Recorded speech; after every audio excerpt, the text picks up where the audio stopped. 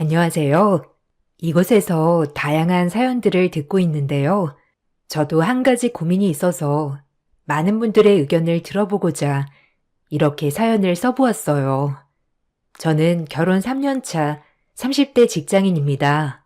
제가 하고 있는 고민은 바로 사이가 좋지 않은 시어머니와 이대로 지내야 하는가인데요.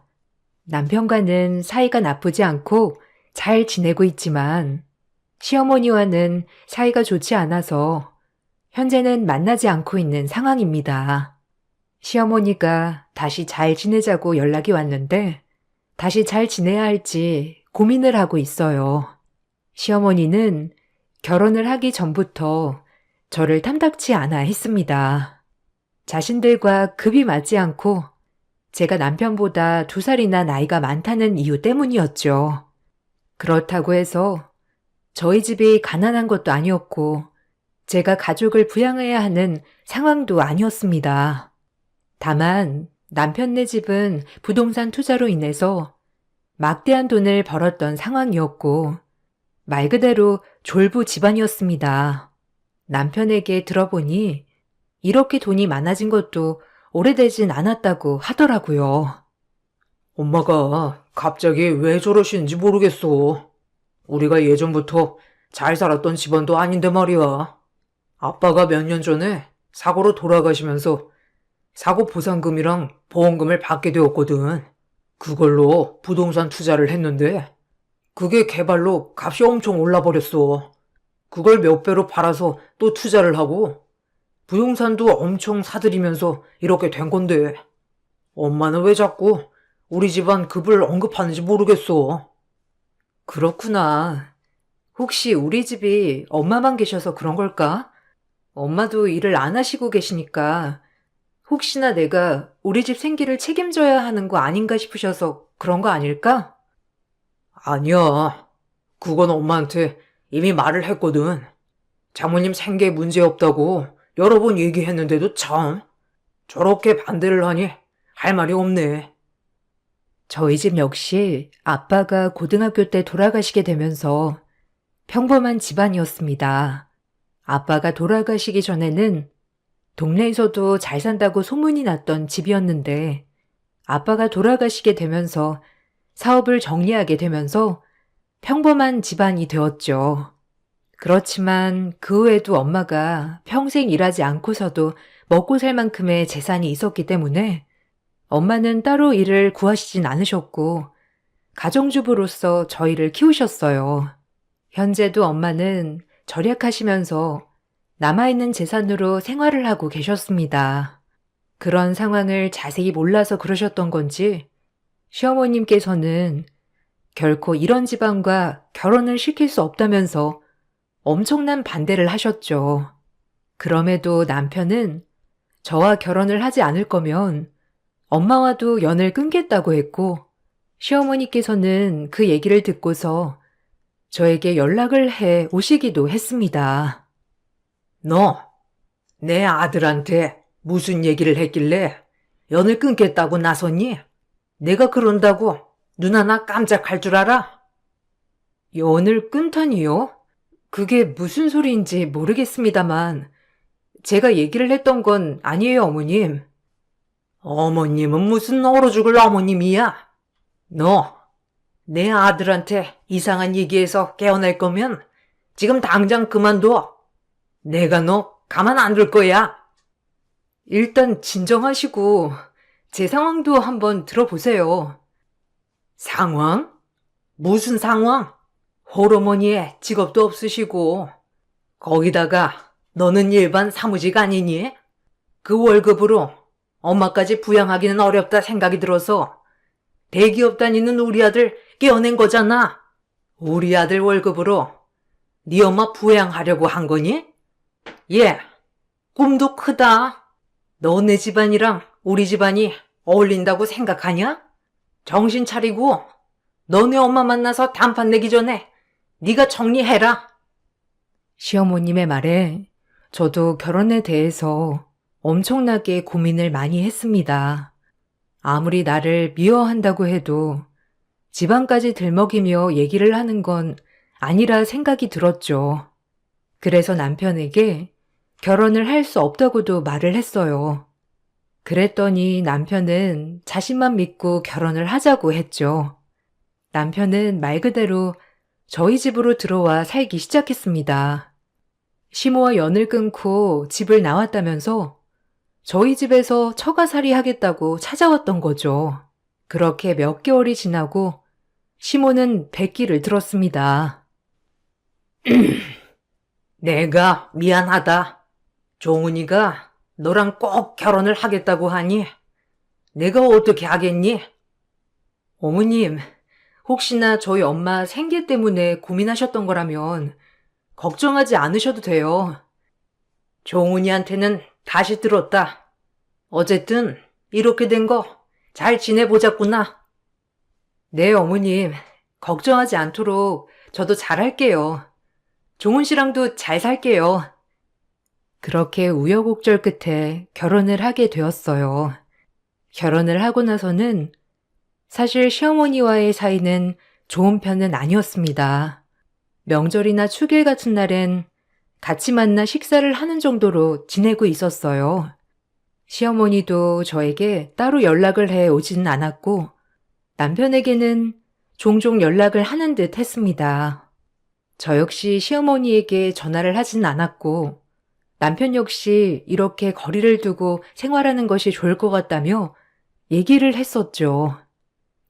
겉으로 보기에는 그럭저럭 잘 지내는 고부 사이로 보일 수도 있었지만 사실상 친밀하게 잘 지내는 사이는 아니었어요. 그렇게 1년여의 시간이 지나고 나서부터 시어머니의 본성은 다시 드러나기 시작했습니다. 어느 날 갑자기 남편 빼고 저만 부르는 일이 많아졌어요. 예, 이번 주말에 뭐하니? 종훈이한테 물어보니까 잔업 있어서 출근해야 한다고 하고 너는 뭐 할 거니? 아, 주말에는 별일 없어요, 어머님. 왜 그러세요? 시간 있으면 집에 좀 오거라. 이것저것 챙겨줄 거 있으니까 와서 챙기고 가. 갑자기요? 종훈 씨 끝나고 가면 너무 늦어서 안 될 것 같은데 다음에 갈까요? 아니다. 물건 뭐 챙겨서 가기만 하는 거니까 그냥 너만 와도 될 것 같다. 그럼 올 때 연락하거라. 시어머니는 갑자기 주말에 집으로 오라고 연락을 해 오시기도 했습니다.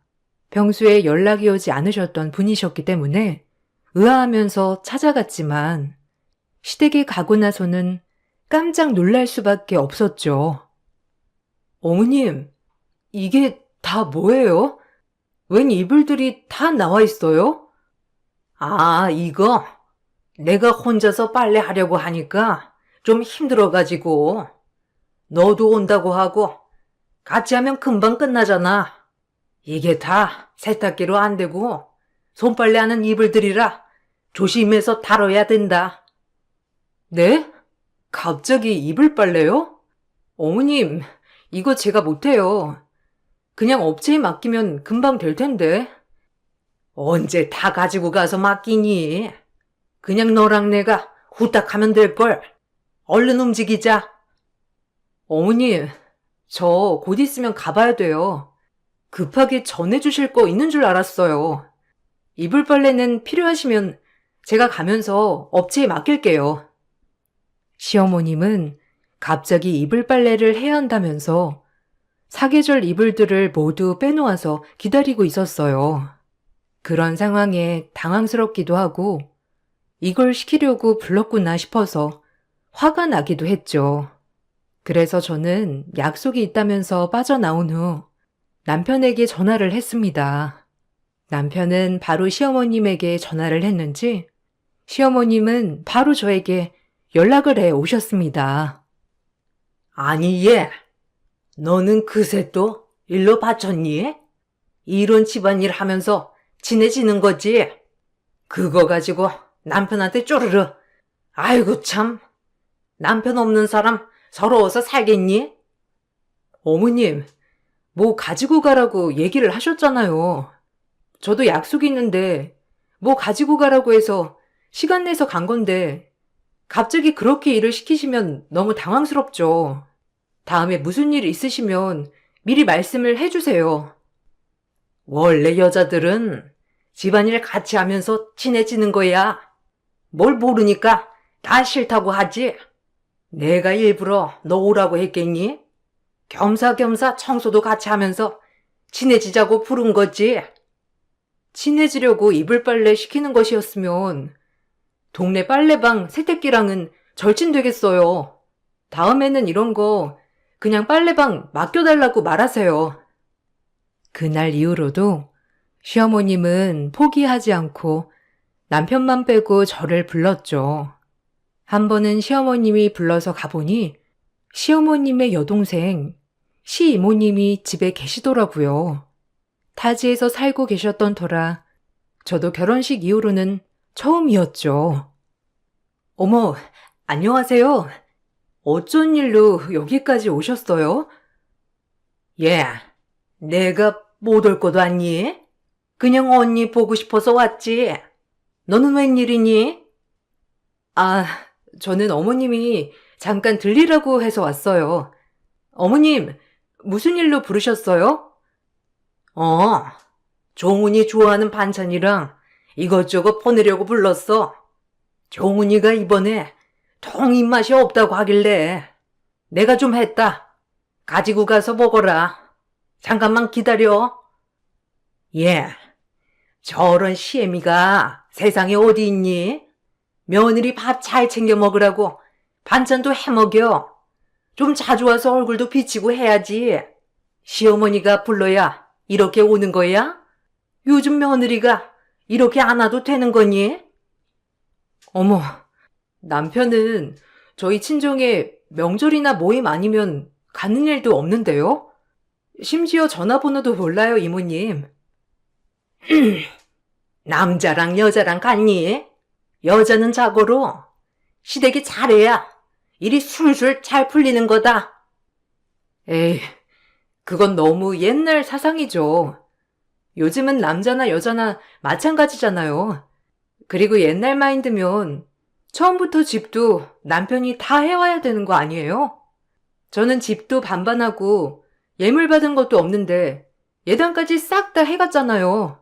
이모님은 저번에 뭐 받으신 거 아니세요? 어머머머, 얘 좀 봐. 뭔 소리 하는 거야?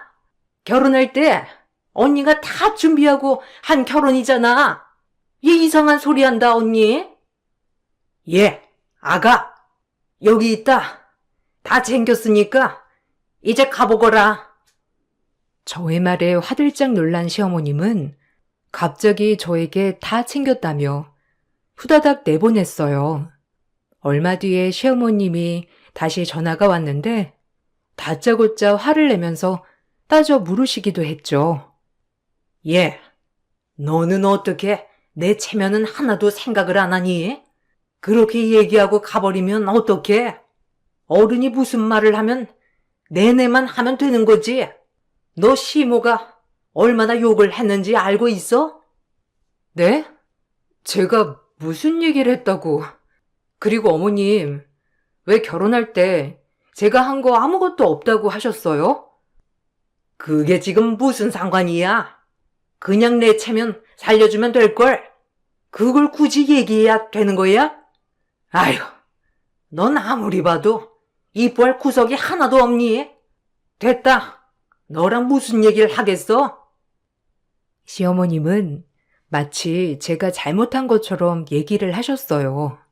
생각을 해보니 결혼식 때에도 시댁 식구들이 자꾸만 결혼 참 공짜로 한다며 얘기를 하길래 무슨 말인가 싶었는데 다 이런 식으로 시어머니 말을 하셨던 것 같더라고요. 저는 너무나 기가 막혔어요. 사실 주변에서는 시댁이 잘 사는 것으로 알려져 있었지만 정작 결혼을 할 때는 한 푼도 보태주거나 해주신 게 없었거든요. 그래도 저희끼리 다 갖출 건 갖출 수 있었고 친정에서도 도움을 줘서 결혼을 한 것이었는데 시어머님이 이렇게 얘기를 하시니 너무 황당했답니다. 시이모께서는 제가 너무 건방지다며 남편에게도 전화를 해서 말을 했던 모양이더라고요. 남편은 시어머님께 전화를 해서 사람 창피하게 왜 그러냐고 말을 했답니다. 결국 시어머님은 저에게 다시 전화를 해 오셨죠. 너, 내가 정말 안 받아주려고 했는데 겨우겨우 받아줬더니만 이런 식으로 뒤통수를 치니? 내가 아까도 얘기했잖아. 그냥 어른이 말하면 네네 하면 되는 거지. 그걸 또 쪼르르 남편한테 얘기를 했어. 어머님, 남편이 안 건 제가 그런 게 아니라 시모님께서 저희 남편한테 전화해서 알게 된 거예요. 왜 저한테 그러세요? 어쨌든 이 난리를 나게 하니 시모도 너무 화나서 종훈이도 안 보고 싶다고 했다. 어머님, 그게 어떻게 제 잘못이에요. 왜 제가 그런 말을 들어야 하며, 거기다가 시모님께서 건방지다고 남편에게 전화한 건 화가 안 나세요? 아이고, 아들이 여자 잘못 만나서 단단히 미쳤구나, 미쳤어. 그래, 너네 마음대로 하고 살아봐라. 나중 되면 내가 무슨 말 하는지 다 알 거다. 시어머님께서는 남편이 여자를 잘못 만나 미친 거라며 얘기를 하셨어요. 남편은 그런 시어머님의 태도에 저에게 미안하다고 사과를 했습니다. 더 이상 시어머님과 함께 잘 지낼 필요 없다며 말을 했어요. 당신 정말 미안해. 이런 일까지 겪게 해서 아마 엄마가 이모한테 이런저런 얘기를 했나 봐. 이번 기회에 단단히 잡으려고 한 건지 이모도 너한테 괜한 얘기를 했나 보다. 이모님이 그러신 건 별로 신경 안 쓰이는데 어머님한테는 좀 내가 참을까 싶기도 하네. 아니야. 엄마가 괜히 자기 체면 살리려고 거짓말 한 거를. 솔직히 이번에 남들 시선만 중요하게 생각하는 거 고쳐야 돼. 주변에서도 다 엄마가 부자라 아부 떠는 사람들만 있지. 정작 제대로 얘기해주는 사람들도 없거든. 당신이 나한테 미안해야 할 필요는 없어. 그래도 할 수 있는 만큼은 해봐야지. 그렇지만 다음에도 또 이렇게 무시하시면 나는 독하게 말할 수밖에 없을 것 같아. 네가 그렇게 행동을 해도 다 이해할 수 있어. 괜찮아. 남편은 시아버지가 돌아가시고 나서 심리적으로 어려움을 겪었던 시어머님이 그나마 돈을 벌고 나서 밝아진 것 같아서 좋았다고 얘기를 했어요. 그런데 점점 그 도가 지나치더니 돈이 전부라고 생각을 하기 시작했다고 하더라고요. 그런 시어머님이 한편으로는 안타깝다는 생각도 했죠. 어떤 일이든지 마음에 들어하지 않는 시어머님의 태도에 저도 힘이 들었지만 그렇다고 해서 이런 식으로 나쁘게 지내고 싶은 생각은 없었어요. 고민을 하고 있었는데 시어머님께서 먼저 저에게 만나자고 하셨죠. 예, 내가 생각을 해보니까 좀 너무한 것 같아서 미안하다. 아니에요, 어머님. 저도 날 서서 얘기를 했는걸요. 저도 죄송해요. 이번에 내가 상품권을 좀 받은 게 있는데 너랑 같이 쇼핑하면서 맛있는 것도 먹으면 좋겠다 싶어서. 언제 쉬니? 괜찮으면 같이 갈래? 좋아요, 어머님. 주말은 너무 번잡할 테니 평일에 연차 써서 찾아뵐게요. 저는 시어머님께서 먼저 손을 내밀어 주셔서 다시 한번 잘 지내보자 생각을 하게 되었습니다. 자존심도 강하셨던 시어머님께서 먼저 만나자고 한 건 큰 용기라고 생각을 했기 때문이었어요. 그렇게 저는 시어머님과 약속을 잡고 찾아뵙게 되었습니다. 시어머님 댁에 찾아가니 어머님께서 잠시 옷을 입고 오겠다며 기다리라고 하셨습니다. 아가, 나 아직 다 못 챙겨서 잠시 기다리고 있을래?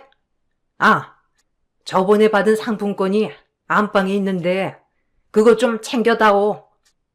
네, 어머님. 상품권 어디에서 찾아야 돼요? 안방 드레스룸에 있어요? 그래. 드레스룸 거울 앞쪽에 보면 있을 거다. 잘 챙겨야 돼. 100만 원권으로 몇 장 있으니까.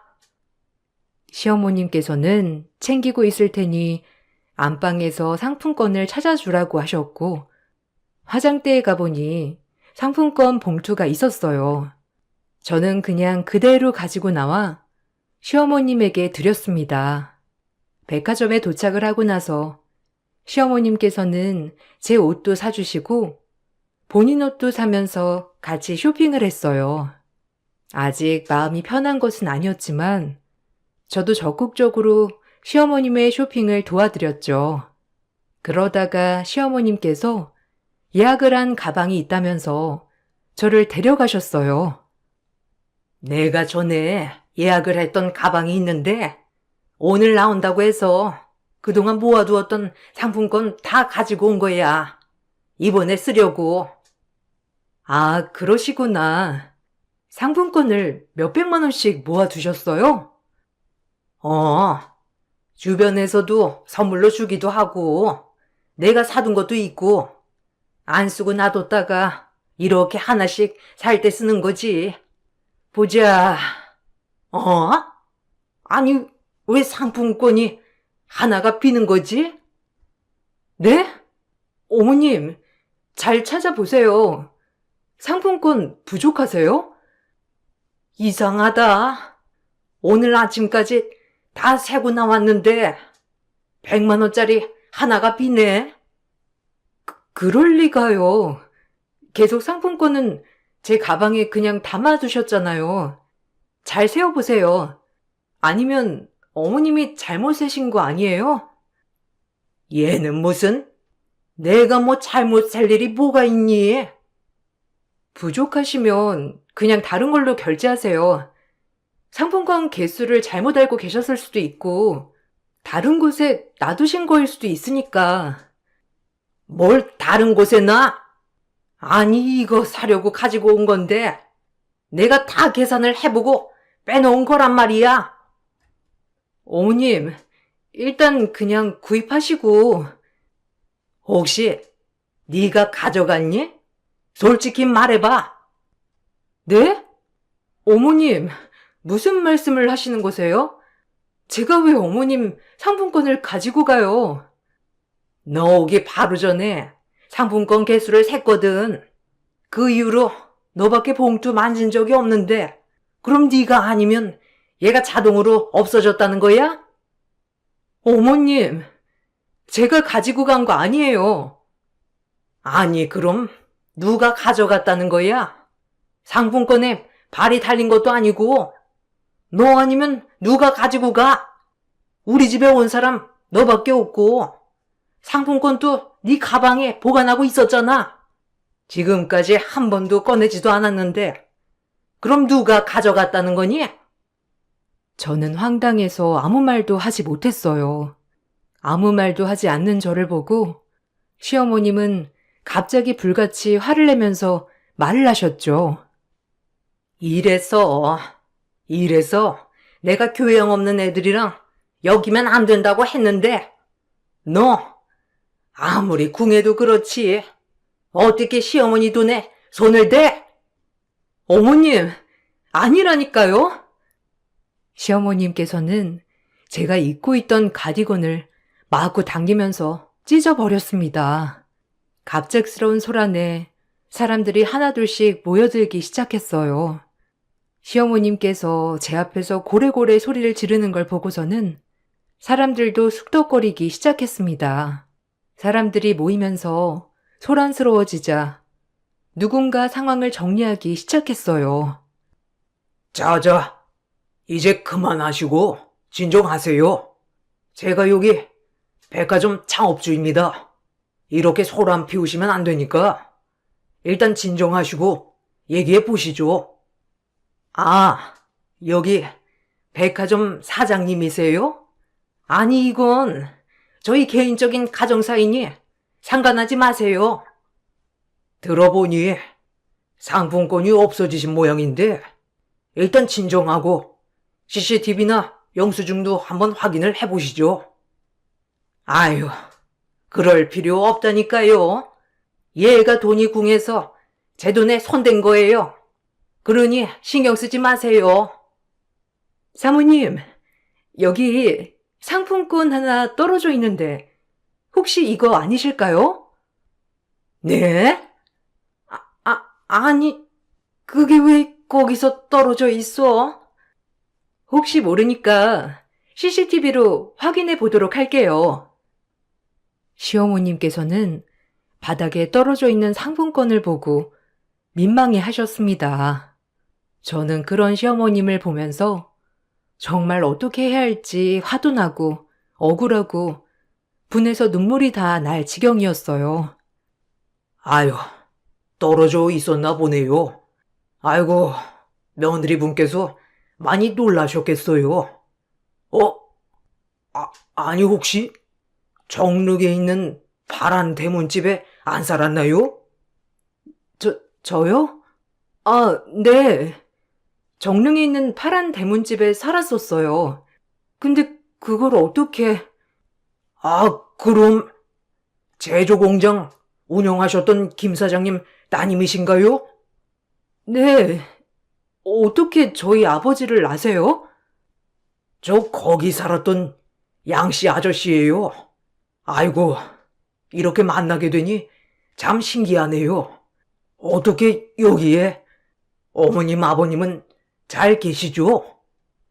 창업주는 저를 보더니 갑자기 정릉 파란 대문집에 안 살았냐고 물어봤습니다. 제가 맞는다고 하니 깜짝 놀라면서 자신이 거기에 새들어 살았던 사람이라고 얘기를 하셨죠. 얼굴을 자세하게 보니 정말로 집 바깥에 살았던 아저씨였어요. 그때 사업이 망하면서 우리 지역으로 왔는데 사정이 딱한 아저씨를 구제해 준 것이 바로 저희 아빠였습니다. 아이고, 세월이 벌써 이렇게 흘렀네요. 그때 초등학생이었는데 어느새 이렇게 결혼까지 했다니? 어렸을 땐 김 사장님 판박이었는데 지금은 어머니랑 똑 닮아서 금세 알아봤어요. 아, 네. 반가워요, 아저씨. 그때 꽤 오래 사셨죠? 그렇죠. 한 2, 3년 산 것 같은데 어머니 아버지는 건강하세요? 아, 아빠는 고등학교 때 돌아가셨어요. 저희도 초등학교 졸업하고 바로 이사를 갔고요. 어쩐지 제가 나중에 찾아가 보니 번호도 바뀌고 이사도 갔다고 하더라고요. 아우님 사업장도 찾아봤는데 없더라니. 그러셨군요. 네. 아빠가 종종 얘기를 하셨는데 이렇게 백화점까지 운영하시다니 깜짝 놀랐어요.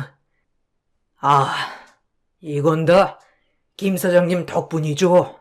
이 빚을 갚을 날이 이제 온 것 같네요. 사장님의 말에 저는 무슨 말인가 싶었지만 며칠 후에 그 궁금증이 해소가 되었습니다. 사장님은 엄마를 뵙겠다며 집으로 찾아왔고 우리 가족들은 모두 모여 인사를 하게 되었어요. 반갑게 인사를 하고 사장님께서는 그동안의 얘기를 해주셨는데 그게 정말 놀라운 소식이었죠. 사실 제가 김 사장님께 도움을 받은 게 너무나 많아서 어떻게 갚아야 할지 고민을 많이 했습니다. 아유, 이렇게 잘 풀리셨다니 다행이네요. 저희 애들 아빠도 살아 있었으면 너무 기뻐했을 거예요. 사모님, 사장님께서 혹시 말씀을 안 하셨나요? 네? 어떤 걸요? 저한테 사장님 관련해서 말해준 건 없었던 것 같은데.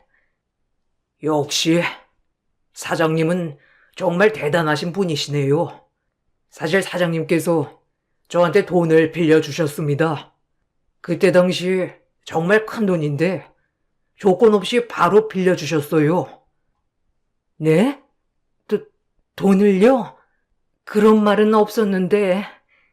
그리고 그런 거라면 별로 신경 안 쓰셔도 돼요. 애들 아빠도 큰 돈도 아니고 그러니 받을 생각 없었을 거예요. 아닙니다. 그때 당시에도 큰 돈이었는데요. 그 돈 받고 저 다시 사업 운영할 수 있었습니다. 그 사업들이 잘 되어서 이렇게 백화점 창업주로 잘 살고 있는 거고요. 창업주는 본래 의류 사업을 하던 분이었습니다. 그렇지만 사기를 당하게 되면서 사업이 망하게 되었고 거의 도망치듯이 살고 있던 지역으로 오게 된 것이었죠. 집도 없이 떠돌이 생활을 전전하다 가족들이 다 뿔뿔이 흩어져서 살고 있다는 사실을 알게 된 아빠가 집 남는 곳으로 이사를 오라며 얘기를 했던 것이었어요. 정말 적은 돈으로 집을 빌려주었고 가족들이 한 곳에서 살 수 있도록 해주셨다고 하는데요.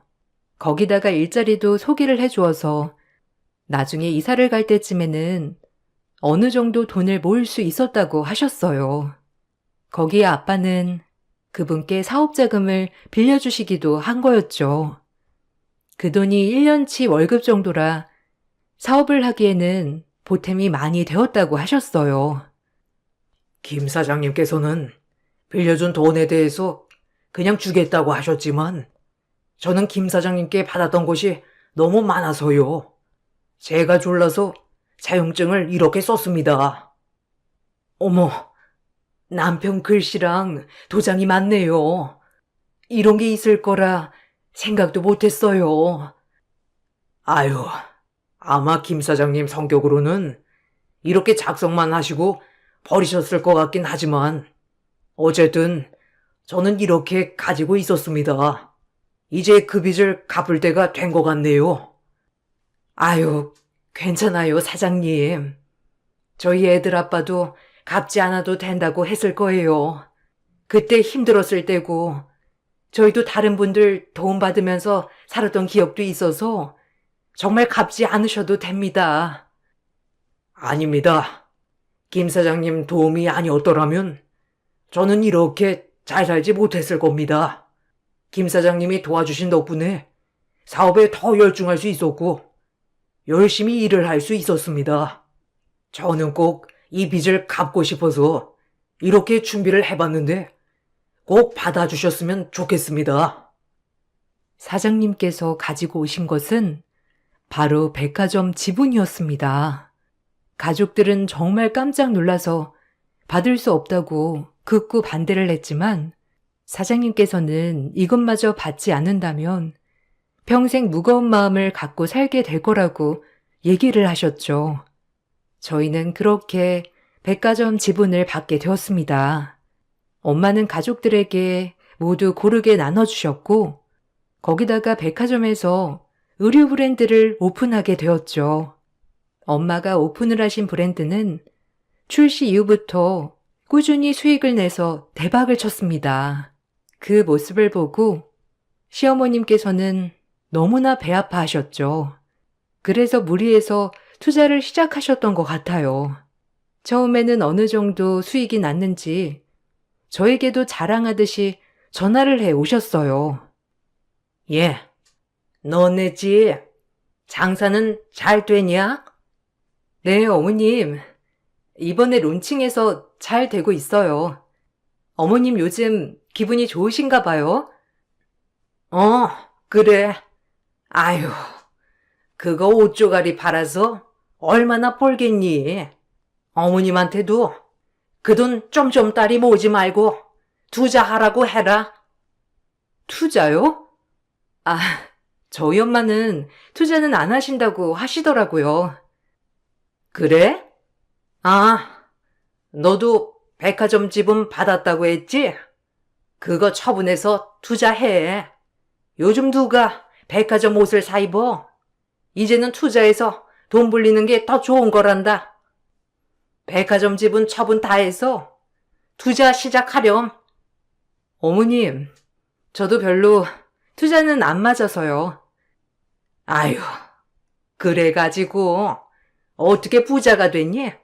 나처럼 머리를 써야 부자가 되지. 열심히 일을 해서 돈을 벌겠다고 했지만 시어머님은 저의 말에 비웃기만 하셨어요. 얼마 뒤 시어머님께서는 저에게 갑자기 전화를 해 오셨습니다. 예, 너희 어머님 일은 잘 되시니? 네, 어머님. 어쩐 일이세요? 그날 이후로 연락도 없으셔서 아직 화가 나셨나 했어요. 아니, 다른 게 아니라 내가 이번에 투자를 좀 했는데 잘 안 됐어. 근데 좀 좋은 정보가 있어가지고 투자를 해야 할 것 같은데 지금 당장 융통할 수 있는 자금이 없어가지고 말이야. 혹시 너희 어머니께 부탁 좀 해보면 안 되겠니? 네? 어머님, 저희보다 어머님이 더 넉넉하시잖아요. 근데 왜 그런 부탁을... 그치. 그렇긴 한데 당장 쓸 수 있는 자금이 없어서 그런 거야.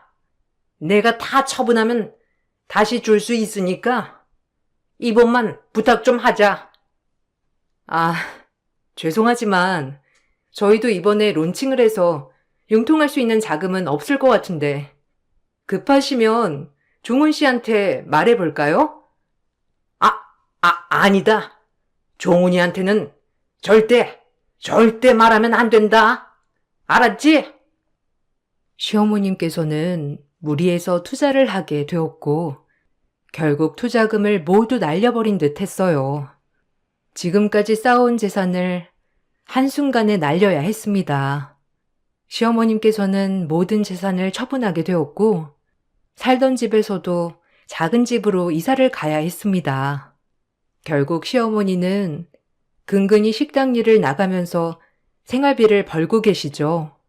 다른 가족들에게 도움을 요청했지만 자신이 부자였을 때 옆에서 붙어있던 사람들은 어디 갔는지 다들 외면하기 바빴죠. 남편은 그런 시어머님의 상황을 보면서 오히려 잘된 것 같다며 얘기를 하더라고요. 저번에 어머님께서 전화 오셨어. 생활비 좀 보태달라고 하시는데 어떻게 할까? 아휴, 내가 엄마랑 전화 좀 해볼게. 그걸 왜 당신한테 전화를 한대? 그나저나 어머님도 참 갑자기 투자에는 왜 무리해서 하신 거야? 몰라. 아마 어머니께서 백화점 지분도 받고 브랜드도 운영한다고 하니 질투나서 그랬겠지. 아무튼 오히려 지금이 더 나아. 한동안 갑자기 돈 벌더니 엄마가 이상해졌었거든. 그나마 집이라도 건진 게 다행이지. 차라리 이렇게 하면서 엄마가 좀 정신 차려야 할 것 같아. 그러니까 당신도 엄마 전화와도 반응하지 말고 연락도 하지 마. 시어머님께서는 종종 저에게 연락이 왔지만 아직까지는 받지 않고 있습니다. 그때 당시 저를 경멸하면서 의심을 했던 시어머님의 눈이 아직도 생생하게 기억이 나거든요. 그렇지만 언제까지 이렇게 시어머님과 냉전 상태로 지내야 하는지도 고민이 되고 있네요. 지금처럼 지내는 것도 나쁘지 않다는 말을 하는 남편이 맞는 걸까요? 요즘 따라 돌아가신 아빠가 정말 많이 생각이 난답니다. 평생 열심히 일하신 덕분에 엄마가 걱정 없이 생활할 수 있는 거지만 거기다가 아빠가 하신 선행 때문에 이렇게 더 넉넉하게 살게 되었으니까요. 저도 아빠처럼 다른 사람들에게 선행을 베풀 수 있는 사람이 되어야 되겠다 생각하고 있어요. 벌써 저희 남편은 아빠를 인생 멘토로 삼았네요. 저의 긴 이야기 들어주셔서 정말 감사합니다. 여러분들께도 축복이 가득하시길 바랄게요. 안녕하세요. 저는 30대 후반 여자입니다. 남편과 사는 동안 저희 집안은 시댁에 정말 많은 도움을 줬었는데 돌아오는 건 더 많은 요구였고 호의가 계속되니 당연한 권리로 생각하는 그 집안들을 더는 두고 볼 수가 없어 이번 기회에 아주 뿌리를 뽑아 버리려고 합니다. 양가 집안의 균열이 시작이 되었던 건 아주버님이 몇 년 전에 이혼을 했는데 또다시 재혼을 하겠다면서 다른 여자를 시댁에 데리고 왔었는데요. 그때 너무 황당한 말을 듣게 되었고, 옆에서 같이 거드는 시모의 한마디에 저는 기분이 정말 좋지 않았었죠. 저희 부모님께서 관리하고 계시는 다세대 주택 건물이 있었는데 아주버님이 무상으로 들어가서 살길 원하셨어요. 그래서 저는 그건 힘들 것 같다고 설명을 하자마자 집안 분위기는 순식간에 안 좋아졌고 되레 저를 안 좋게 몰아가기 시작했습니다. 기분이 안 좋아진 저는 그런 자리가 불편해서 먼저 일어나 보겠다며 회피하려 했는데 남편이 제 팔을 붙잡더니 자기 가족이 얘기하는데 먼저 일어났다고 다짜고짜 화부터 내길래 그런 남편의 행동에 많이 당황했었어요. 제가 자리에 다시 앉게 되자 아주버님은 옆에 앉아있던 여자의 손을 잡아 보이면서 한마디를 했습니다. 재수 씨, 저희가 이제 새롭게 시작하려는데 뒤에서 충분히 도와줄 수 있는 능력이 되잖아요. 재수 씨 어머님한테 좋게 얘기해서 집 하나 주면 안 되는 거예요? 그건 힘들 것 같은데요. 그동안 아주버님이 어떤 행동을 하면서 살아왔는지 옆에서 전부 지켜보고 있었는데 제가 저희 엄마한테 집을 내어주라는 말이 나오겠어요? 그리고 엄마는 월세 받아가면서 생활하시는데 무상으로 집을 제공해 달라는 건 무리가 있는 거죠. 보증금이나 월세를 깎아달라는 것도 아니고 그냥 달라는 건 너무하다고 생각하지 않으세요? 그리고 어머님도 왜 저한테 뭐라고 하세요? 아주버님이 이혼을 하게 된 건 제 잘못이 아니잖아요. 지금 아주버님이 가지고 있는 재산이 얼마나 있어요? 제가 알기론 통장의 돈도 거의 바닥이라던데 아직까지 제대로 된 직장도 구하지 못하고 있잖아요. 이혼하고 형님이랑 재산 분할했을 때 그 돈을 모아둔 것도 아니고 집을 구한 것도 아니고 본인이 하고 싶은 것들 하면서 이혼에 대한 충격에 벗어나고 싶다는 핑계로 술집에서 즐기면서 돈을 흥청망청 다 써버렸잖아요.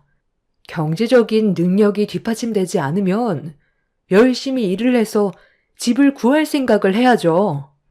무작정 저희 엄마한테 집을 무상으로 달라고 하는 건 너무 억지라는 생각 안 들어요? 그리고 이런 대화해봤자 결국 얼굴을 붉히게 되니 회피하려 했던 건데 당신은 왜 내 팔을 붙잡고 화를 내는 거야? 방금 나한테 아주버님의 부탁을 들어주지 않았다고 가족들 앞에서 소리치면 내 입장이 뭐가 돼? 지금 누가 잘못했는지 모르는 거야? 아주버님이 외도를 저질러서 이혼을 했던 건데 그게 왜 내 탓이야? 당신까지 이러면 나는 아주버님의 부탁을 더욱더 들어주고 싶지 않지. 먼저 일어나 보겠습니다. 내 말이 아직 끝나지도 않았는데 누가 먼저 일어나래? 당장 다시 앉지 못해? 내 아들이 그때 왜 외도를 했었겠어? 전 며느리가 그때 어떻게 했는지 너도 다 알고 있잖아. 잠자리 거부는 이혼 사유에 해당되는 문제였다고. 결혼한 지 얼마 되지도 않았는데 그런 식으로 행동하면 밖으로 도는 건 당연한 건데 그걸 왜 내 아들 탓만 하는 거니? 그리고 지금 이 자리가 어떤 자리인지 뻔히 알면서 상황을 이렇게 만들어야 되겠어? 보자 하니까 아주 우리 집안이 우습지? 전영님이 왜 아주버님을 거부했는데요? 외도뿐만이었어요? 저 손버릇이 문제였잖아요. 술만 먹고 들어오면 집안 물건 다 부수고 손 올리는 건 기본이었는데 누가 그런 기분으로 잠자리를 허락하겠어요. 어찌됐든 집을 무상으로 제공해 드리는 건 힘들 것 같습니다.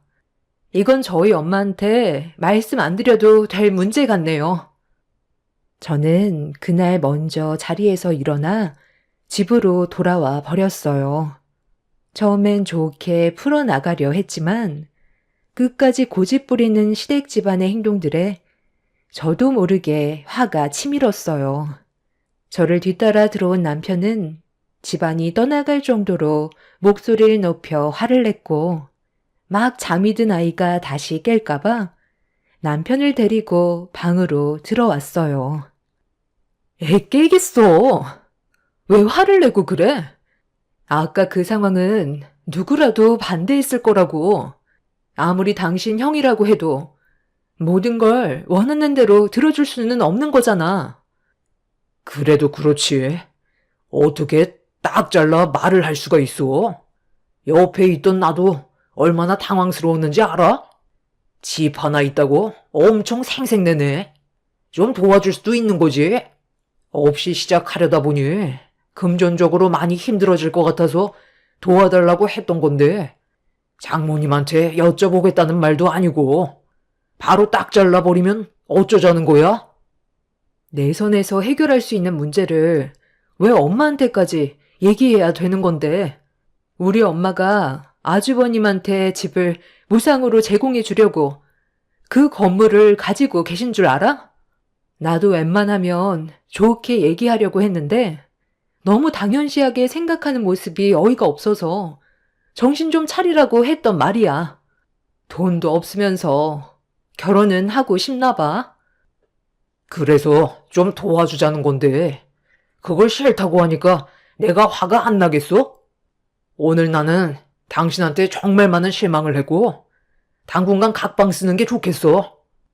우리 집안이 언제까지 배려를 해줘야 되는 건데? 이젠 아주 당연시하게 생각하는 거지? 시부모님이 살고 계신 그 집도 지금 절반 가격에 지내시잖아. 지금 주위 아파트는 전세금이 2억이나 올랐는데 돈 올려달라는 말을 단 한 번이라도 꺼낸 적 있었어? 아주버님이 경제적으로 안정적인 생활을 하게 된다면 그땐 엄마한테 말씀드리든지 할 테니까 더 이상 얘기하지 마. 그리고 방금 각방 쓰자고 했는데 우리 관계도 진지하게 생각 좀 해야 될 것 같네.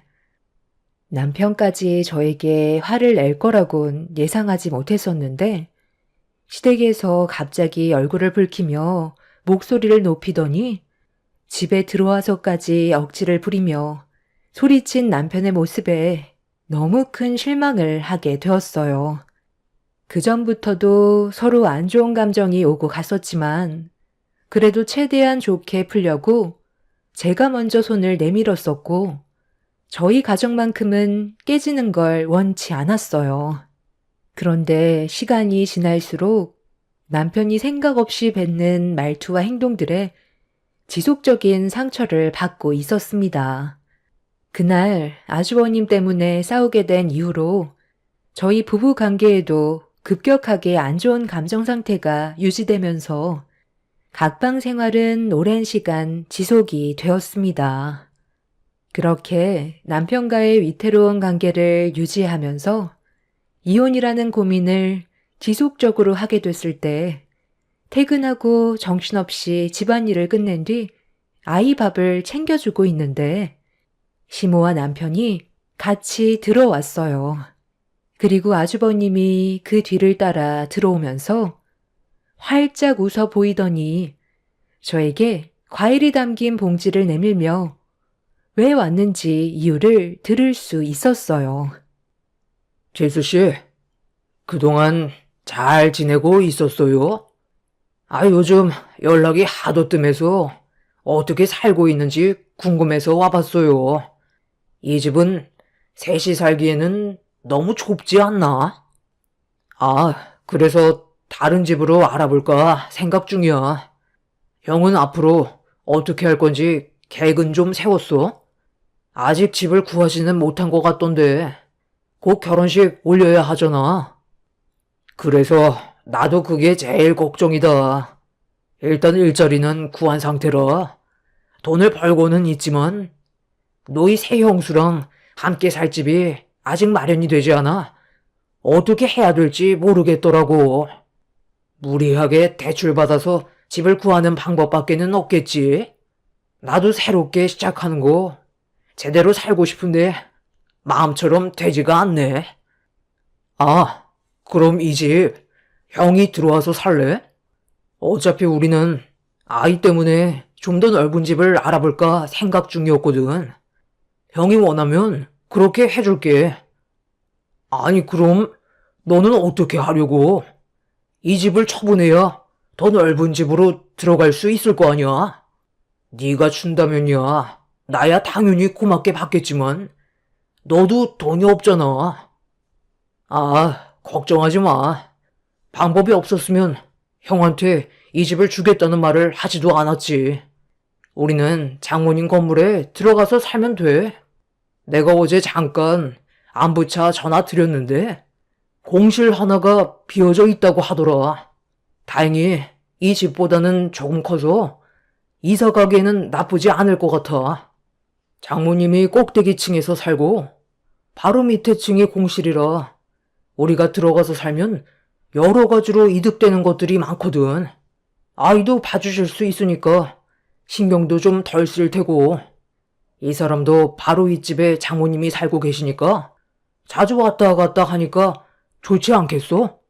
형이 그 집에 들어갈 수가 없으면 우리가 들어가면 되는 거잖아. 그러니까 부담 갖지 않아도 된다는 거야. 어머, 그거 정말 좋은 생각이다. 내 큰아들이 그 집에 들어갈 수가 없으면 여기서 살면 되는 거잖아. 어차피 이 집 명의가 너로 되어 있지? 지금 제 앞에서 무슨 말을 하시는 거예요? 저는 지금 처음 듣는 말이라 너무 당황스러워서요.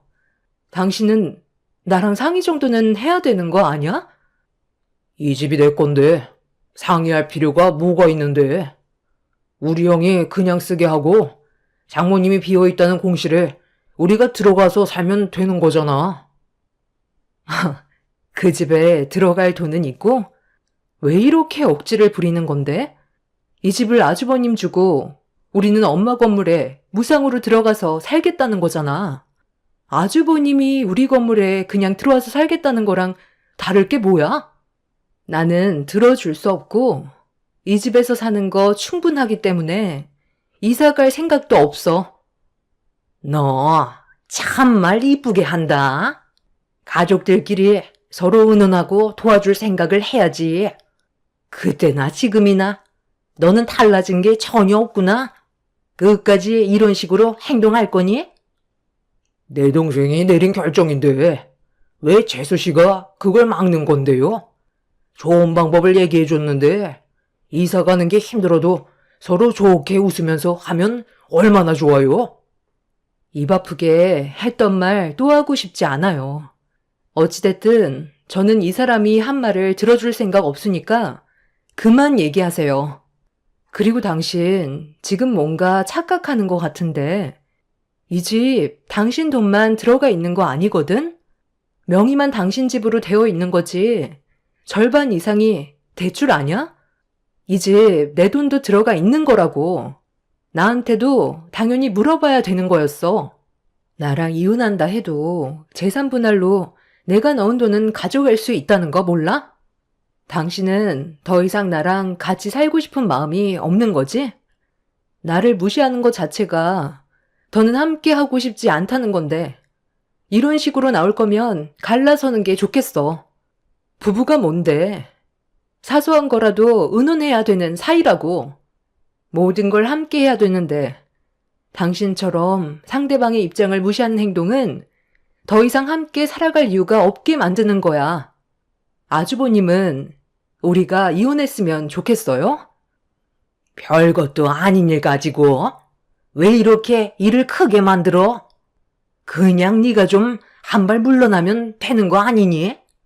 가족 모두가 방법을 생각하고 서로 고민하고 있는데 너는 무조건 반대밖에 할 수 없는 거니? 둘이 이혼해서 좋을 게 뭐가 있는데? 내 입으로 이런 말까진 안 하려 했는데. 그래, 내 큰아들이 좀 부족한 거 나도 알고 있다. 능력도 없고 괜찮은 직장에서 일을 하는 것도 아니고 나이만 먹었지. 아직까지도 철이 덜 들어서 전 며느리랑 이혼하고 난 뒤에 그나마 있는 돈 다 써버렸는데 나도 그 모습을 지켜보고 있었을 때 내 속은 어땠을 것 같니? 그래도 지켜봐왔던 건 내 자식이었기 때문이다.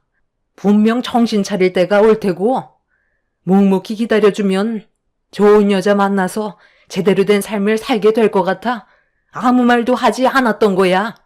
그리고 이번 기회가 큰 아들한테는 전환점이 될 수 있는 시점인데 네가 계속 내 큰아들의 앞길을 막아서려 하는데 내가 화가 안 나게 생겼니?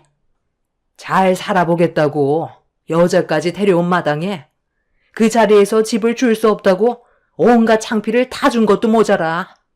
내 작은 아들이 머리 싸매서 방법을 생각해놨는데 그것도 반대를 하면 너는 도대체 어떻게 하길 바라는 거니? 너처럼 부정만 가득한 며느리를 받아준 게 지금은 나도 너무 후회가 되지만 그래도 참고 있는 건 우리 집안이 받은 게 있기 때문에 넘어가 주는 거다. 내 작은 아들이 내린 결정에 대해 존중해주고 묵묵히 따라가야 집안의 평화가 이어지는 거지. 너처럼 집안의 가장을 무시하는 행동은 결국 서로 등 돌리게 된다는 거 모르니? 순서가 틀렸다고 생각은 안 해봤어요. 저한테 미리 연락은 주시고 오셨나요? 그리고 이런 문제에 대해 저한테 한마디 상의도 하지 않았잖아요. 처음부터 끝까지 저를 무시하셨는데 제가 좋게 받아들여줄 수 없는 건 당연한 거죠. 그리고 모든 걸 당연시하게 생각하고 있는 그것부터가 문제인 거 아닌가요?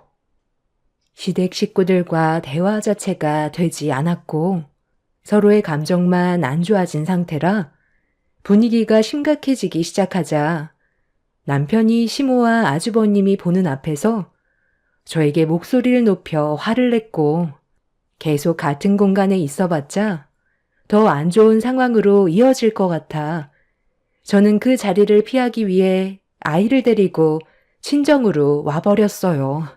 결혼 7년 만에 남편과의 이혼을 확고하게 생각하고 있었는데 남편이 몇 시간 뒤에 친정으로 찾아와 저와 따로 진지하게 대화를 풀어나가길 원했습니다. 어차피 똑같은 말 반복일까봐 대화를 원하지 않았는데 이런 안 좋은 분위기를 지켜보고 계셨던 엄마가 남편을 바라보면서 침착하게 대화를 이어나갔어요. 자네가 무슨 생각을 하는지 충분히 이해는 하고 있지만 내 딸의 입장도 알아줘야 하지 않겠나. 아래층에 비어있는 그 집이 자네 집안의 소유가 아닌데 그걸 당연시하게 생각하니까 이런 문제가 생기는 거고 서로의 의견 차이로 일이 커지고 있는 것 같은데 좀 더 신중하게 고민하고 내 딸과 의논해서 현명한 방법을 찾아갈 생각을 했다면 여기까지 오지도 않았겠지. 집안의 가장이라고 무조건 힘으로만 밀어붙이려다 보니 일이 커지기만 하지 조금도 해결되는 건 없잖아. 그리고 우리 집안은 자네 집안에 충분히 잘해주고 있다고 생각하는데 자네는 그렇게 느끼고 있지 않았었나 봐. 내 입장에서 얘기하자면 무상으로 집을 제공해줄 마음이 없고 내 딸과 같은 생각이니 더는 집을 그냥 달라는 억진스러운 말은 안 했으면 좋겠네. 오늘은 내 딸이 많이 지친 것 같으니까 그만 돌아가고 나중에 다시 대화하게. 둘의 관계부터 정리가 돼야 다른 일도 해결할 수가 있지. 이렇게까지 안 좋은 감정으로 뭘 할 수 있겠나? 누구 닮았나 했더니 집사람이 장모님을 아주 빼다 박았네요. 앞뒤가 꽉 막혀서 안 된다고만 하시니 저도 더는 할 말이 없을 것 같습니다. 남편은 자리에서 일어나 집으로 돌아가 버렸고 엄마는 그런 남편의 뒷모습을 보면서 많이 놀라셨는지 당황해 하셨어요. 자기들이 원하는 걸 들어주지 않았다고 상황을 극한까지 몰고 가려는 남편과 시댁 식구들의 행동들에 정말 고민이 많았습니다. 아이 때문에 쉽게 이혼 결정도 내리지 못하는 상황이라 그날 엄마와 정말 많은 대화를 주고받았어요. 미래가 보이지 않는 삶에 제 인생을 낭비하는 건 무리가 있을 것 같아 이혼을 결정하려는데 며칠 뒤 남편이 따로 대화 좀 하자면서 밖으로 불렀습니다. 저는 아이를 엄마한테 잠깐 맡긴 뒤 조용한 장소에서 남편과 함께 다시 대화를 나눴을 때는 분위기가 좀 달라 보였어요. 그동안 내가 너무 이기적이었던 것 같아. 그런데 내 입장도 이해해줬으면 좋겠어. 형이 다시 재혼하겠다고 했을 때 그래도 열심히 살려고 노력하는 것 같아 도와주고 싶었고 나도 모르게 의욕이 과했던 건 사실이야. 그런데 당신이 내 입장에 대해 조금도 알아주려 하지 않아서 너무 서운했었어. 우리 형이 능력도 없고 그동안 어떻게 살아왔는지 당신도 옆에서 지켜봤기 때문에 도와주고 싶은 마음이 없겠지만 그래도 가족인데 어떡해. 도와줄 수밖에 없잖아. 우리 집안 형편이 좋은 것도 아니고 다들 겨우 입에 풀칠할 정도인데 당신 집안은 그래도 돈 걱정 없이 살 수 있을 정도의 재력은 되잖아? 집 하나 무상으로 내어준다고 해서 삶에 큰 영향을 끼치는 것도 아니고 최대한 좋게 풀어나갔으면 좋겠는데 정말 방법이 없는 거야? 우리 형 좀 인간답게 살게 해주고 싶어서 그래. 그렇잖아도 당신이 가고 나서 엄마랑 정말 많은 대화를 주고받았었어. 당신한테 너무 많은 실망을 해서 지금 이 자리에 있는 것도 솔직히 불편하지만 당신이 만나자고 했을 때 나온 건 우리 주아 때문이야. 나는 지금 이혼을 생각하고 있어. 당신은 내가 어떤 기분인지도 모르고 아주버님 얘기만 계속 하는데 상처를 받은 나를 먼저 위로해 주는 게 순서 아닐까? 당신이랑 이혼을 하고 싶은 마음이 있어도 주아가 마음에 걸려서 참고 있는 중이었다고. 내가 당신이랑 결혼 생활하는 동안 아주버님이 보인 행동들을 보면 도와주고 싶은 마음은 전혀 들지가 않아. 전용님이 내 앞에서 얼마나 많은 눈물을 쏟아냈는지 알아? 그만큼 개차반으로 살아왔던 아주버님한테 집을 무상으로 제공해주면 열심히 살아갈 것 같니? 내 생각엔 달라지는 건 전혀 없을걸? 차라리 대출을 해서 그 빚을 갚기 위해 열심히 두 발로 뛸 수밖에 없는 상황을 만들어야 그나마 쓸데없는 생각하지 않고 살아갈 것 같은데? 그래서 정말 진지하게 생각을 해봤는데 비어있는 집에 들어가려면 대출을 받아서 절차대로 들어와 살면 좋을 것 같아.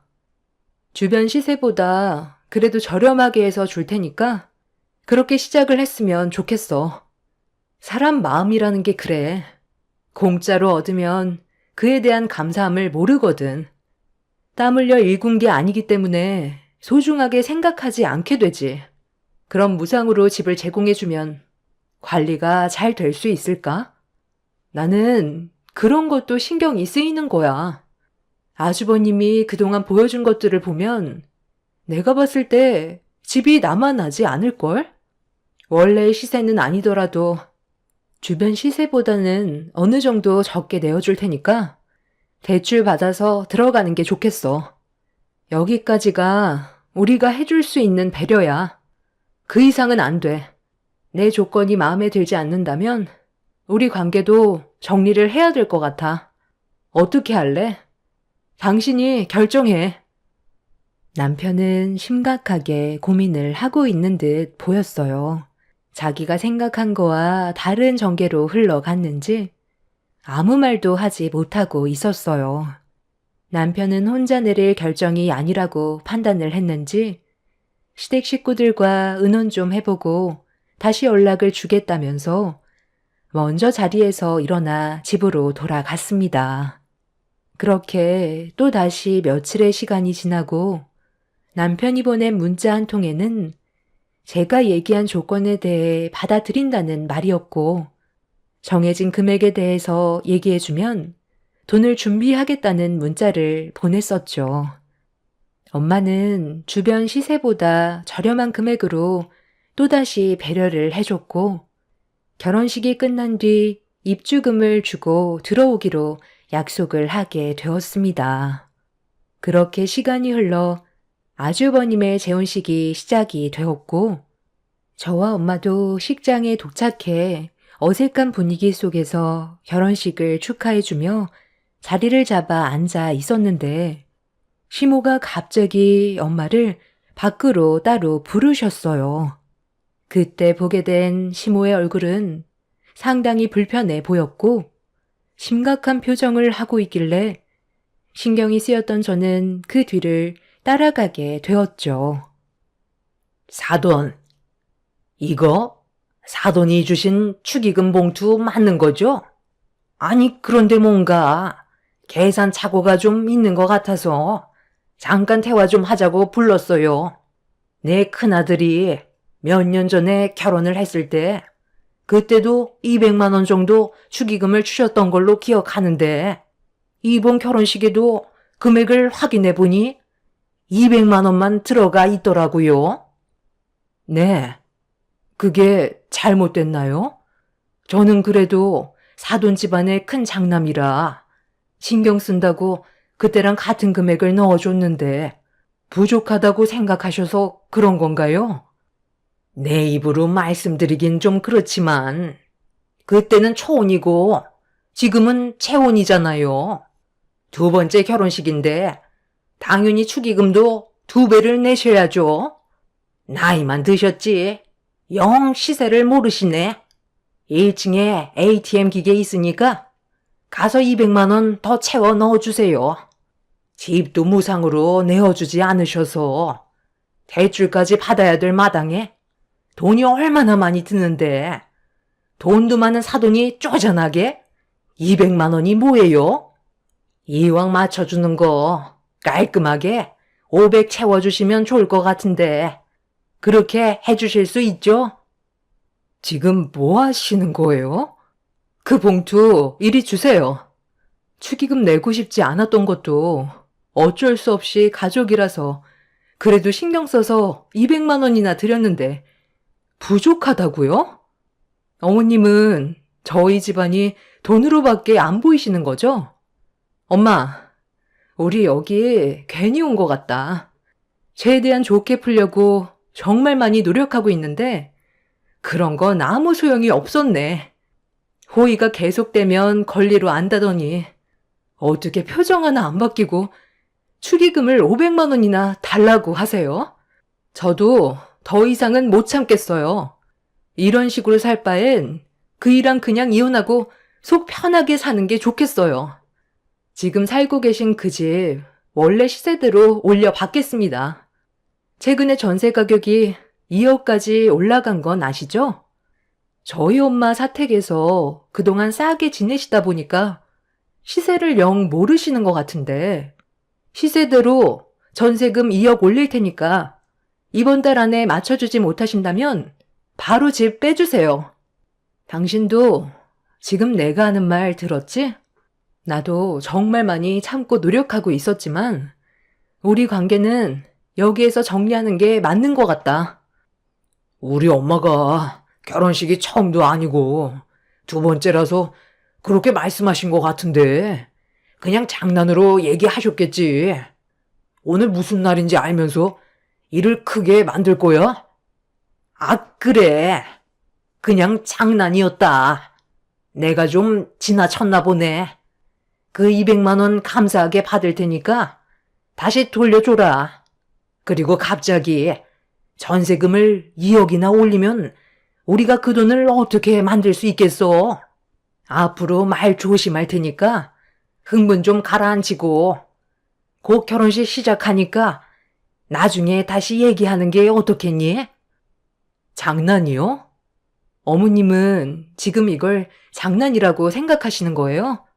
축의금 전달하고 자리에 앉았는데 식장 안으로 들어오셔서 저희 엄마를 밖으로 불러 세워놓고 축의금이 적다고 1층에 가서 돈을 더 뽑아오라는 게 장난이었던 거예요? 저희 집안을 그동안 어떻게 보고 계셨으면 이걸 장난이라고 하시는 거죠? 오히려 더 기분이 나쁜데요. 더 이상 입 아프게 말하고 싶지 않으니까 저는 어머님 며느리 역할 여기까지만 할게요. 당신이랑 나는 여기서 끝내는 게 맞을 것 같다.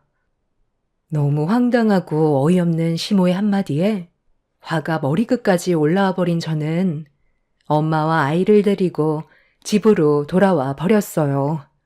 시모는 끝까지 돈 봉투는 놓고 가라면서 제 손에 들려있던 200만 원을 가져가려 했었고 남편은 줬다 뺏는 게 어디 있냐며 식장에서 목소리를 높이길래 돈 봉투로 뺨을 올려붙인 뒤 다시 돈 봉투를 챙겨 정말 끝이라는 한마디를 뱉은 뒤 집으로 돌아와 버렸습니다. 그날 이후 남편과 저는 이혼을 결정했고 재산 분할과 이혼 위자료를 받아낸 뒤에 시부모가 살고 있던 저희 엄마 사택에 전세금 2억을 맞춰주지 못해 사정사정을 했지만 끝까지 밀어붙였고 결국 그 집에서 내쫓아 버렸습니다. 계속되는 호의에 한도 끝도 없이 바라기만 했던 그 인간들과의 지긋지긋했던 악연을 끝내버렸다는 게 잘한 선택이었다고 생각해요. 남편은 이혼 서류에 도장을 찍었으면서도 아이 핑계로 다시 합칠 생각을 하고 있는데 저는 눈 하나 깜빡하지 않고 있습니다. 모든 걸 당연하게 받아들이고 살던 그 인간들은 지금의 삶에 상당히 어려움을 많이 겪고 있다고 들었지만 법적으로 더 이상 아무 관계도 아닌데 저희 집안이 베풀 이유는 이젠 전혀 없기 때문에 눈 하나 깜빡하지 않을 겁니다. 뼈저리게 후회하며 살아갔으면 좋겠어요. 최근에 아주버님과 결혼했던 그 여자가 다른 남자와 눈 맞아서 도망쳤다는데 그 충격으로 아주버님이 인생을 더욱더 막장으로 살고 있다는 소식을 들었습니다. 능력도 없고 아무 법도 없는 사람을 누가 좋아하겠어요.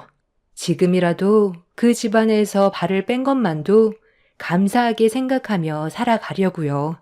지난 과거 이제 그만 잊어버리고 앞만 보고 걸어갈 생각입니다.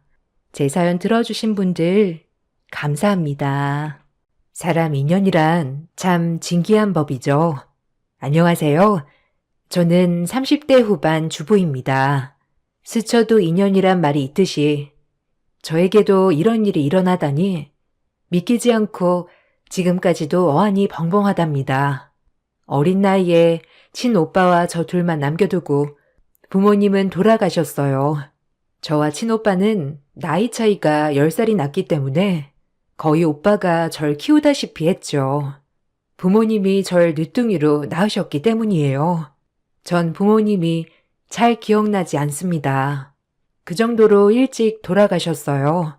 오빠와 할머니 그리고 저 이렇게 셋이서 살다 할머니도 돌아가시고 남은 건 저와 오빠였죠. 어렸을 땐 잘 몰랐지만 오빠가 얼마나 저에게 희생을 했는지 알 수 있었어요.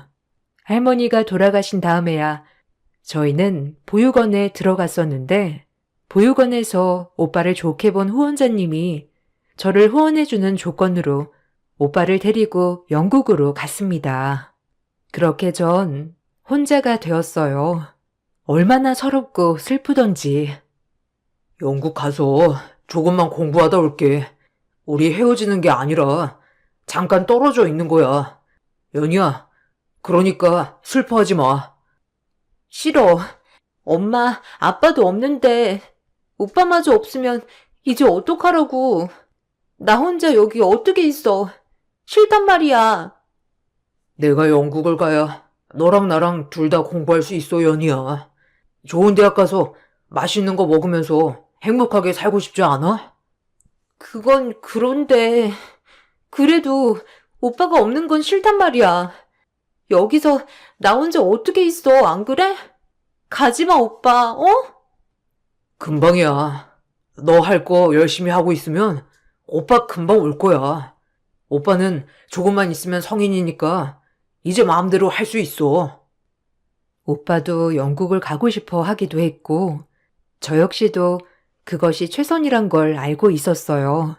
어느 누가 저희 남매에게 후원을 해주겠나요?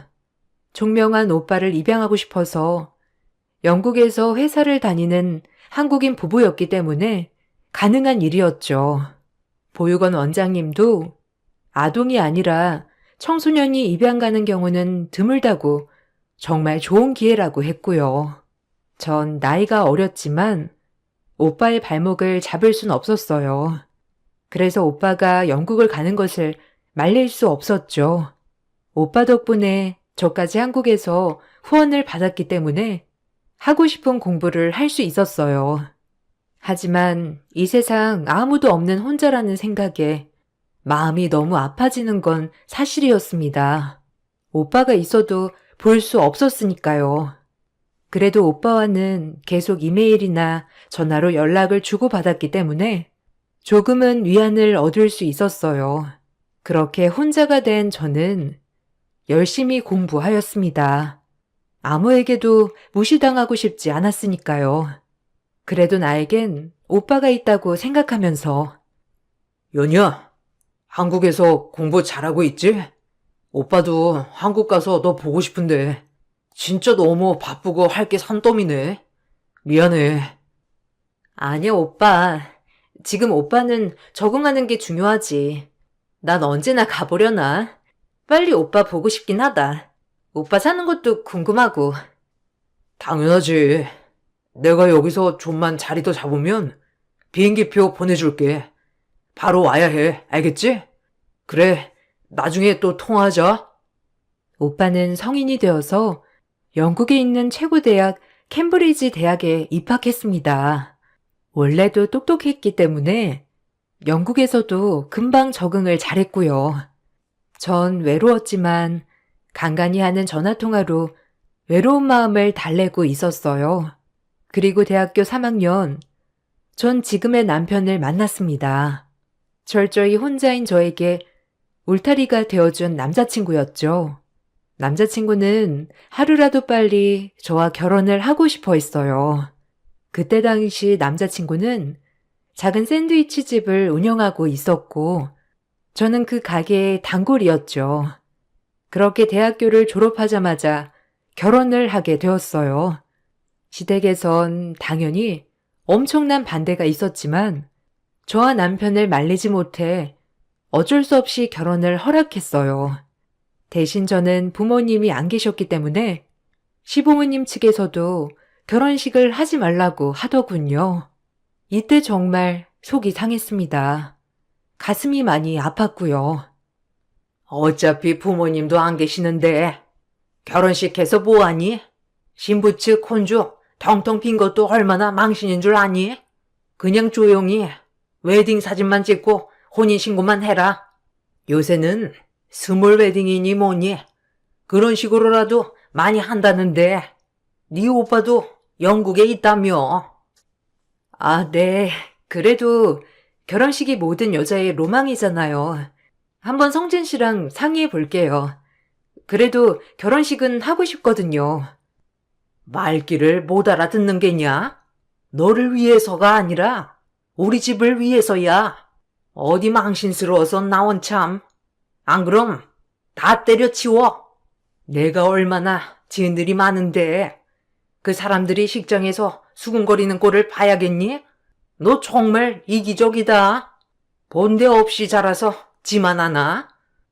시어머니는 결혼식을 할 거면 모든 걸 때려치우라고 하셨어요. 전 그때 당시 남편이 너무 좋았기 때문에 시어머니의 말을 듣기로 결심했죠. 남편은 저희 오빠처럼 자상하고 푸근한 사람이었거든요. 그렇게 저희는 간단히 웨딩 사진만 찍고 혼인신고만 한 채 결혼식을 대체했어요. 친오빠는 축하해 주었지만 한편으로 결혼식을 올리지 못한 것이 오빠의 잘못인 줄 알고 자책도 하였죠. 타국에서도 절 걱정하는 오빠였어요. 그리고 그렇게 저와 남편은 정식 부부가 되었지요. 남편이랑은 참 행복했어요. 남편은 친오빠처럼 성향도 비슷했고, 어렸을 적 저를 챙겨주는 그 모습들이 떠오를 만큼 잘해주었어요. 간간히 영국에 있는 오빠와 연락을 할 때면 오빠도 저의 이런 상황을 다 이해해주고 받아주는 남편에게 너무 고마워했으니까요. 하지만 시댁 어른들과 같이 있을 땐 저는 늘 구박대기였답니다. 시부모님은 영국에 있는 오빠에게도 불만이 많아 보였으니까요. 제 욕을 해도 괜찮지만 저희 오빠 욕까지 하는 건 참을 수가 없었죠. 아마 모든 사람들이 그럴 겁니다. 내 사람 건드는 건 못 참을 일이니까요. 어쩌다 우리가 전에 고아를 집에 들였는지 나원 참. 너네는 형 보면서 꼭 번대 있는 집이랑 결혼해야 한다. 알겠니? 네, 당연하죠. 저희는 엄마 아빠 실망 안 시켜드릴 거예요. 엄마 아빠가 저희를 어떻게 키웠는데 형도 참. 당연하지. 난 진짜 이렇게 키우는 결혼 다신 안 시키고 싶다. 알겠어? 엄마 손이야. 너네만은 장가 잘 가는 거. 아니 쟤네 오빠는 영국으로 좋은 집에 입양 갔다더만 쟤는 왜 못 간 거야? 둘이 남매인데 그것도 이상하지 않니? 얼마나 애가 어려서부터 하자가 있으면 입양 하나도 못 가? 요새는 입양 잘만 가던데. 내가 진짜 철전지 고아를 며느리로 받아들일 줄이야. 지금 저희 오빠 욕하시는 거예요? 어떻게 그렇게 쉽게 말씀하실 수가 있어요? 어머님이 그런 일을 겪어보시거나 하는 말이세요? 아유 깜짝이야. 너 언제부터 거기 있었냐? 아주 살쾡이처럼 남의 얘기들을 잘도 엿듣는구나. 이러니까 네가 무섭다는 거야. 뒤에서 그렇게 뒷말하시고도 뻔뻔하게 지금 제 탓하시는 거예요? 너무하시네요. 정말 고아가 죄도 아니고 저한테 왜 그러세요?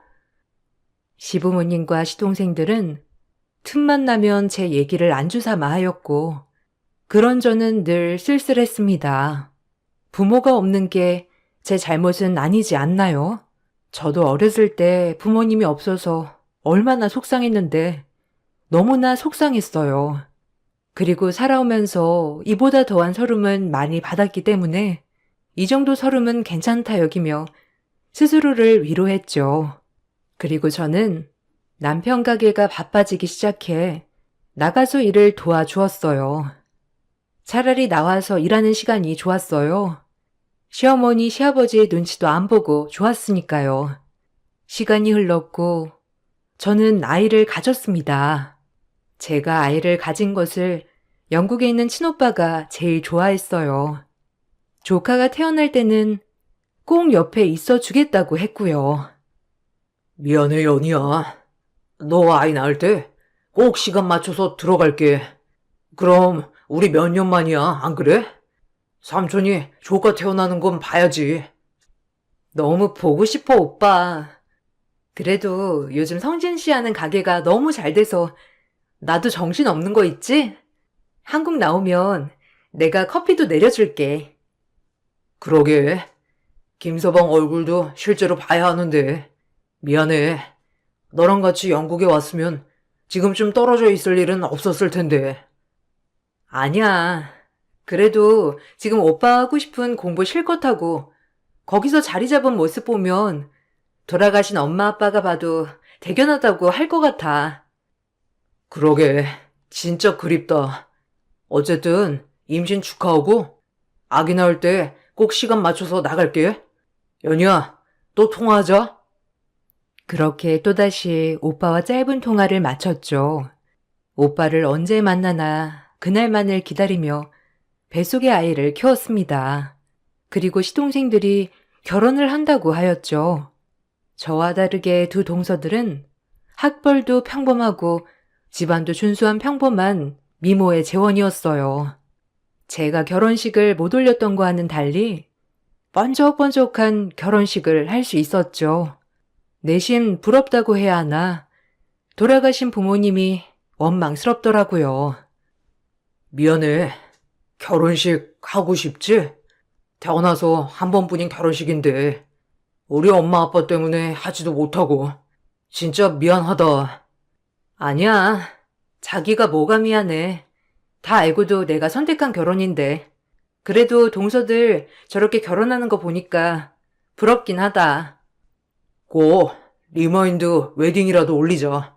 엄마 아빠도 시간이 지나면 좀 나아지실 거야. 면목 없다. 정말 미안해. 나 만나서 네가 괜히. 다 알고 한 건데 뭐 괜찮아. 언젠간 우리도 저렇게 예쁜 드레스랑 턱시도 입을 일도 있겠지 뭐. 그때는 오빠도 한국에 불러서 오빠 보고 혼주석 앉아달라고 하면 돼. 조금 미루는 것뿐이야. 긍정적으로 생각하자. 자꾸 미안해하면 나 화낸다. 그래도 남편이 이렇게 마음을 헤아려 주었죠. 하지만 동서들을 부러워하는 마음은 어쩔 수 없었어요. 저도 여자였으니까요. 시어머니는 이제서야 며느리를 드린 것 같다며 좋아하셨고요. 오히려 시동생들이 결혼을 하고 비교 대상이 생겼기 때문에 전 더 고단해졌죠. 남편은 늘 가게 일로 바빴기 때문에 집안의 대소사는 제가 다 챙겨야 했어요. 그럴 때마다 시어머니와 부딪히기 일상이었어요. 시어머니는 제가 하는 모든 것을 다 꼬투리 잡고 싫어하셨습니다. 익숙했지만 동서들 앞에서 무시당하는 건 자존심이 상했죠. 예, 넌 본데 없이 그렇게 천을 붙이니? 이래서 가정교육이 중요한 거야. 내가 말을 안 하려야 안 할 수가 없다. 네 동서들 하는 거 봐라. 시집 온 지 몇 년 된 애가 어떻게 천 하나를 제대로 못 붙여? 이런 데서 티가 나는 거다, 어? 아이고, 진짜. 내가 창피해서 원. 어머니, 고정하세요. 형님도 잘하시겠죠 뭐. 안 그래요, 형님? 아무래도 전 어려서 엄마랑 도란도란 같이 맨날 붙였거든요. 어머, 저던데. 형님은 이런 거 그럼 한 번도 안 해보셨던 거네요? 와, 그래도 되게 살기는 편했겠다. 그죠? 이게 뭐라고? 하면 하는 거지, 안 그래? 어머님, 살림 잘한다고 누가 상을 주나요? 전 그냥 이 내조나 잘할래요. 저도 한성질 하는 사람이었기 때문에 시어머니에게 말대답을 꼬박꼬박 하였어요. 그런 제 모습을 보고 시어머니는 더더욱 저를 싫어하셨지만 어쩔 수 없었죠. 오히려 동서들은 시어머니가 저를 무시하자 본인들도 무시하기 시작했습니다. 시동생들도 마찬가지고요. 한 뱃속에 나와서 어쩜 이리 남편이랑은 다를까 생각하며 속으로 욕했던 게 한두 번이 아니거든요. 그 정도였으니까요. 그렇게 한참 동서들과 어머니와 함께 전을 부치고 있을 때 임신 중기인 저는 배가 당기기 시작했죠. 그리고 용기 내서 말을 꺼냈어요. 어머니, 저 하도 무릎 꿇고 앉아 있었더니 배가 너무 당기는 것 같은데 좀 소파에 앉아서 쉬어도 될까요? 배가 점점 불러와서. 얼씨구, 애 너만 가졌냐? 난 줄줄이 애 베고도 이 큰 집 살림 나 혼자 다 했다. 넌 혼자도 아니고 나랑 네 동서들이랑 같이 하는데도 꾀를 부려? 전 부치기 힘들면 이거 다 가지고 가서 설거지나 해라. 그릇 정리 좀 해놓고 나약한 소리 마라. 알겠니? 어머님은 임신한 제게 조금의 쉼도 허락하지 않으셨죠. 하지만 다른 동서들에겐 어찌나 살갑던지 오히려 어머님이 구박하실 때보다 차별하실 때가 더 굴욕적이고 속상했어요. 자존심이 엄청 상했으니까요. 부모님 없는 거 말고는 학력도 스펙도 다 내가 훨씬 나은데 단지 고아란 이유로 저렇게 하시는 게 이해가 가지 않았기 때문이죠. 그래도 너무 슬퍼하면 뱃속 아기도 슬퍼할까봐 꾹꾹 참아내야 했어요. 그리고 모든 건 시간이 해결해 주겠지. 언젠간 어머님도 정말 날 인정해 주실 거야 라고 생각했죠. 둘째는 몸이 안 좋아 보인다. 좀 들어가서 쉬어. 내 방에 전기장판 틀고 뜨듯이 몸 좀 찢어라. 아침부터 힘들었지? 아, 좀 그렇네요. 그럼 저 좀 들어가서 눈 좀 붙일게요, 어머님. 제가 조금만 자고 일어나서 다시 도와드릴게요. 그럼. 부담 갖지 말고 얼른 쉬어. 귀한 딸내미 괜히 시집 보내서 힘들다고 친정 엄마 아빠가 속상해 하실라. 어머니, 전 배도 불러왔는데 저한테는 설거지하라고 하셔놓고 너무하세요. 제가 남의 가진 것도 아니고. 아이고, 넌 딱 봐도 깨졌냐, 안 그래? 고아원에서 눈치 보는 것만 배웠냐? 은근슬쩍 아무것도 안 하고 쉬려고 하는 거 누가 몰라서 그래? 어떻게 저보고 깨부린다고 할 수 있어요? 저 일하는 거 보시면 아시잖아요. 제가 부모님이 안 계셔서 그러는 거예요? 성진 씨랑 결혼하고 그래도 시부모님이라도 부모님이 생겨서 좋아했던 제 자신이 한심스러워요, 정말. 어머님 딸이라도 이러실 건가요? 어머, 형님, 그만하세요. 어머님 연세도 있으신데 쓰러지시겠어요. 어쩜 그렇게 바락바락 대드실 수 있어요? 저 놀랬어요. 그러게 말이에요. 형님, 어머님이 어쨌다고 그러세요? 어머님 놀라시겠어요. 어머님, 괜찮으세요? 그만하세요, 형님. 뭐? 동서들은 똥인지 된장인지 몰라? 낄 때 안 낄 때 구분 좀 해. 이건 나랑 어머님 문제야, 알겠어? 어디라고 나서? 얘네들이 틀린 말 했냐? 고향 것 같으리냐라고? 처음부터 결혼을 시키는 게 아니었는데 바락바락 우기더니 이제 시애미를 맘먹지 아주? 넌 말로 해서는 안 듣는다. 정신 차리게끔 혼이 나야 번쩍 차리지 안 그러냐? 말 대꾸 하지 마라. 두 번 다시는. 동서들은 철저히 어머님 편을 들며 저를 무시하였죠. 어머님은 그런 동서들을 등에 업고 저를 구박하기 일쑤였어요. 구박이 점점 심해지고 제 머리까지 쥐어박는 사태도 있었죠. 어찌나 어이가 없던지 순간 제 두 눈을 의심했어요. 태어나서 고아원에서도 안 맞아본 머리를 시어머니에게 맞는 날이 오다니요. 정말 황당해서 말이 안 나왔습니다. 너무 놀랐죠. 어머, 저 지금 머리 때리신 거예요? 어머니? 기가 막혀. 하다 이제 폭력까지 쓰시는 거죠? 저 못 참아요, 정말. 네가 날 부모로 여긴다며. 나도 너 딸 같아서 때렸다. 왜 불만 있냐? 엄마가 딸 못 때려? 정신 차리라고 쥐어 박은 거야. 꽤 그만 부리고 얼른 가서 그릇들 좀 내와. 여기다 전 좀 담아두게. 냉큼 안 가냐? 애가 눈치라도 있어야 덜 미워하지. 아유. 어머님의 말에 기가 찰 노릇이었습니다. 그 정도로 어머님은 말이 안 통하셨죠. 기승전결 저는 고하기 때문에 어디서 본 거 없이 자랐다는 전제를 깔고 가셨거든요. 몇 년을 구박받고 살으니 오히려 적응도 되더군요. 이래서 미운 정도 드나 싶었습니다. 그리고 아이가 태어났고 한참 코로나가 심해 친정오빠는 한국에 나오지 못했죠. 몇 년 만에 친정오빠 얼굴을 보나 했더니 전염병으로 인해 오빠가 한국에 나오는 건 무산되었어요. 어찌나 속상하던지 애 낳고 속상해서 많이 울었죠. 아니 지금 세상이 난리야, 안 그래? 아휴, 조카 태어날 때 맞춰서 꼭 가고 싶었는데 어쩌냐? 힘들었지? 애 낳느라. 오빠라도 꼭 옆에 있어줬으면 좋았을 텐데. 내가 친정이 어디 있어. 그래도 김서방이 살뜰히 잘 챙겨줘. 시부모님도 좋아하시지? 저 손주일 거 아니야. 그래도 장하다, 내 동생. 이제 엄마가 되다니. 한국 들어갈 수 있을 때 바로 갈게. 그럼 시부모님들 엄청 좋아하시지. 오빠, 그럼 코로나 조심하고 올 수 있을 때 꼭 와. 알겠지? 전화 고마워.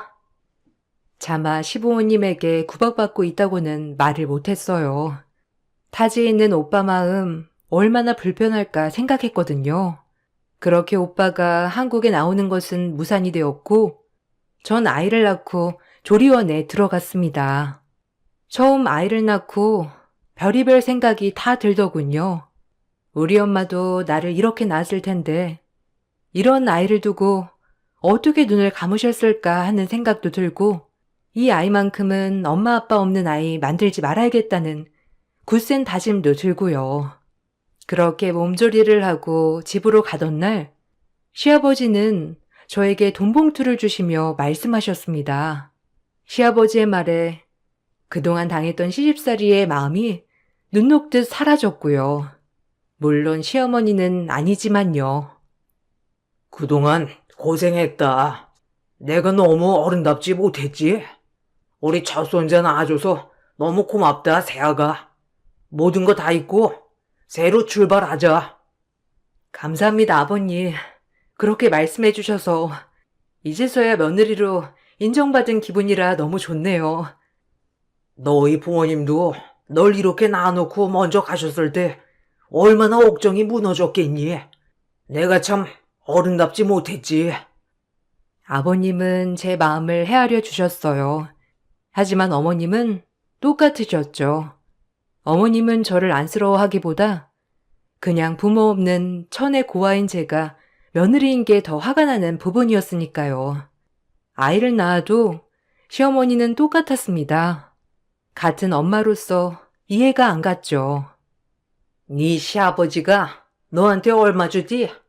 참나. 애 낳는 게 무슨 벼슬이라고 돈까지 갖다 바쳐. 나원 참.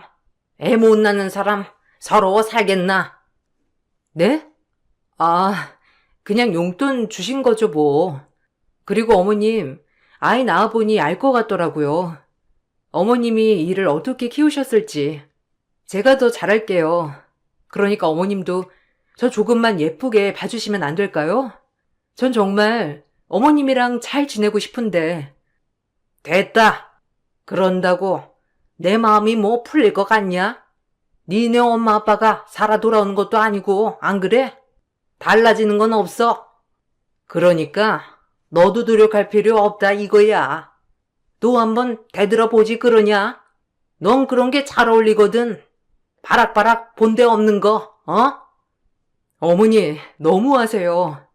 전 어머님이랑 잘 지내보고 싶어서 그런 건데 꼭 말씀을 그렇게 하셔야겠어요? 정말 너무하시네요. 됐어. 그만하자. 너랑 얘기하면 또 나만 나쁜 셈이지, 안 그래? 그만둬. 에휴. 어머님은 저를 미워하시는 건 여전했어요. 아무리 제가 잘하려고 해도 어머님은 똑같았죠. 그렇게 1년이 지났고 코로나가 조금 풀려 사람들이 국외의 국내로 오갈 수 있게 되었죠. 마침 아이의 돌잔치도 할 겸 저희 오빠는 드디어 한국에 나올 수 있게 되었습니다. 얼마나 설레던지. 오빠가 영국으로 떠나고 한 번도 한국에 나온 적이 없으니 그때 이후로 처음 보는 거였습니다. 저와 제 남편 그리고 저희 아이는 오빠를 마중하러 공항에 나갔어요. 멀리서도 훤칠히 보이는 저희 친오빠. 얼마나 눈물이 나던지. 오빠, 여기야 여기. 아, 진짜 내가 못 살아. 어쩜 이리 똑같아? 한눈에 봐도 알겠다. 더 멋있어졌는데? 역시 외국물이 좋은가 봐. 연희야, 반갑다 진짜. 아, 김서방이라고 해야 하나? 반가워요. 연희 오빠 이연우예요. 처음 보죠? 우리 연희 보살펴줘서 너무 고마워요. 예, 반갑습니다 형님. 연희한테 얘기 많이 들었어요. 생각보다 너무 미남이신데요. 키도 크시고 한국에 계실 때 말만 하세요. 제가 쭉 모시겠습니다. 일단 저희랑 밥부터 드셔야죠. 뭐가 제일 드시고 싶으세요? 처음 뵙지만 되게 낯이 익으신 게 딱 가족이 될 운명이었나 봐요. 남편이 원래 말수가 없는 사람인데 어찌나 그날은 말이 많은지 저 역시도 너무 기뻤어요. 그렇게 오빠에게 한국 관광을 시켜주고 맛있는 밥집 그리고 오빠가 묵을 호텔까지 싹 다 예약을 해주고 돌아오는 길이었죠. 오빠는 영국에서 변호사를 하고 있었어요. 같은 하늘 아래 이렇게 오빠와 함께 발을 맞춰 걷고 있다는 게 믿기지가 않았죠. 남들에게 쉬운 거지만 저에겐 가족이란 정말 특별하고 가까이 할 수 없는 존재였으니까요. 오빠도 오랜만에 한국에 나온 게 좋은지 영국 생활 얘기도 많이 해주었어요. 생각보다 양부모님이 정말 잘해주신다고 하였고 오히려 그럴 때마다 제 생각이 나서 너무 미안했다고 하였죠. 전 오히려 오빠라도 사랑받으며 잘 지내서 정말 다행이라고 말해주었어요. 그리고 우리 아이의 돌잔칫날 처음으로 저희 시댁 식구와 마주하게 된 오빠였어요. 저도 친오빠를 처음 소개해주는 자리였기 때문에 긴장되기는 매한가지였죠. 친오빠가 시어머니를 마주한 순간 정적이 흐르며 오빠 입에서 나온 말은 모든 사람들을 놀라게 했습니다. 왜냐하면 오빠는 시어머니를 처음 마주한 거였거든요. 강영숙 씨? 강영숙 씨 맞나요?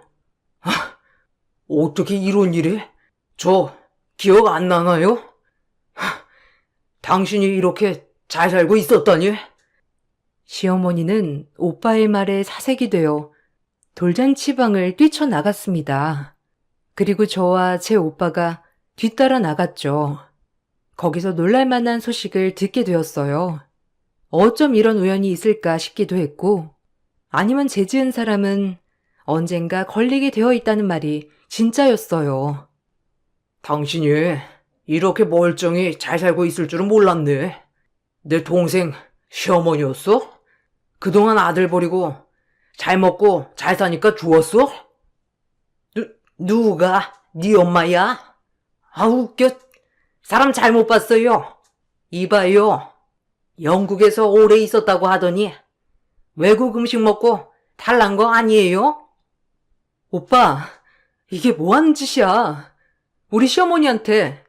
그리고 시어머니 성함은 또 어떻게 알고? 아, 머리 아파. 말 좀 해봐. 당신 얼굴 보자마자 알겠더라. 나 고원에 처음 버리고 갔을 때 그 얼굴 그대로 주름살 생긴 거 말고는 그대로야. 돈도 없고 몸도 약한 우리 아빠 버리고 새 시집 간다고 나 버리고 가더니 결국 이렇게 만나는구나. 연희야, 나 사실 네 친오빠 아니야. 너희 친부모님이 날 걷어두셨어. 그땐 아이가 없으셨거든. 저 여자가 날 키운 거보다 너희 친부모님이 날 키워주신 은혜가 더 크고 너 한 번도 내 동생 아니라고 생각한 적 없었어. 그 후에 엄마 아빠가 너 가지신 거고 그리고 사고로 돌아가셨고 우리 둘만 남게 된 거야. 근데 저 여자가 너희 시어머니였다니 어떻게 이럴 수가 있냐? 하루도 당신 원망 안 한 날이 없었어, 알아? 당신 때문에 우리 친아빠가 돌아가신 거야. 뭐?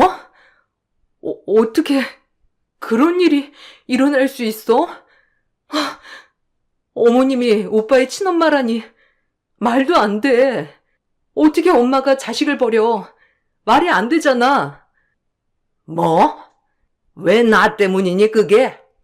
그래도 지금 잘 먹고 잘 살았으면 된 거지. 네가 나 아니었으면 이렇게 클 수나 있겠어? 내가 널 낳아줬으니 이 정도로 사는 거지, 안 그래? 뻔뻔하기도 유분수지. 그럼 친남매도 아니잖아. 완전 천의 고아구나, 연희는. 당신 그만하지 못해? 못 들어주겠네 진짜. 사돈 총각 말이 사실이면 이렇게 끔찍한 여자랑 한 입을 덮고 살았다니. 저 결혼이라더니 다 버리고 나한테 시집 온 거였어? 그렇게 뻔뻔한 여자였어 당신이? 애초에 마음이 곱지 않은 건 알고 있었지만. 뒤따라 나온 시아버지도 충격을 받으셨어요. 그렇게 저희 아들의 돌잔치는 쑥대밭이 되었고 초토화 현장이 되었습니다. 현장에 있던 진행 도우미들도 이건 웬 콩가루 집안이냐며 수근수근 거렸고요. 사실을 모두한 남편과 도련님들도 충격을 받으셨죠. 전 그 와중에 저희 오빠가 제일 걱정되었어요. 한 번도 남이라고 생각해 본 적 없었는데 알고 보니 친남매가 아니었다는 사실이 적지 않은 충격이었지만 그 사실은 중요하지 않았습니다. 그래도 부모님 없는 저를 끝까지 동생이라고 챙겨준 사람이니까요. 오빠, 괜찮아? 얼마나 놀랬을 거야. 어떻게 이런 일이 있지 진짜? 인연이란 게 신기하네. 준성 씨 어머니가 어떻게... 미안하다. 너만 곤란하게 한 건 아닌지. 근데 그 여자 얼굴을 보는데 나도 모르게 그만 정말 미안해. 그 여자 아마 죽을 때까지 자기 잘못은 모를 거야. 지금까지 뻔뻔하게 살아온 거 보면 너희 부모님이 날 제일 사람답게 키워주셨어. 진짜 내 은인이지. 일찍 돌아가시지만 않았어도 효도 많이 했을 텐데. 설마 연희 너 내가 네 친오빠가 아니라고 생각하는 거 아니겠지? 절대 아니지. 오빠는 내 친오빠야. 누가 뭐래도 나한테 오빠는 오빠밖에 없는걸? 그러니까 그렇게 생각 마. 오빠는 조금 한국에 머물다 영국으로 들어갔습니다. 들어간 순간까지 시어머니를 원망했고 미안하단 말을 듣고 싶어 했지만 시어머니는 끝끝내 저희 오빠에게 미안하다고 하기는커녕 내가 널 낳아줬으니 지금 영국에서 떵떵거리고 살고 있는 거 아니냐며 소리를 치더군요. 정말 저 모습이 친엄마가 맞는지 의심스러웠어요. 본인도 자식을 천의 고아로 만들어 놓고 며느리인 저에게 천의 고아라고 말이 나왔을까요? 이런 모습만 봐도 정말 소름이 돋았고 다신 상종 못할 인간이라고 생각했어요. 다행히 오빠는 그래도 워낙 시어머니에게 원망밖에 없었기 때문에 별로 마음 아파하지 않아 보였죠. 문제는 시댁이었어요. 아들들은 죄다 시어머니에게 등을 돌렸고 시아버지마저 나가라고 했으니까요. 정말 못된 사람의 말로였어요. 시아버지는 말했죠. 당신이랑 못 살아. 날 39년을 속였어 당신이. 어떻게 그래? 소름 끼쳐서 한 입을 덮고 못 살아. 이혼하자. 뭐예요? 절대 못해요. 이혼이라뇨. 절대 안 돼. 누구 죽는 꼴 보고 싶어서 그래요? 나 어디 가서 살라고? 방은 구해줄게. 나가줘.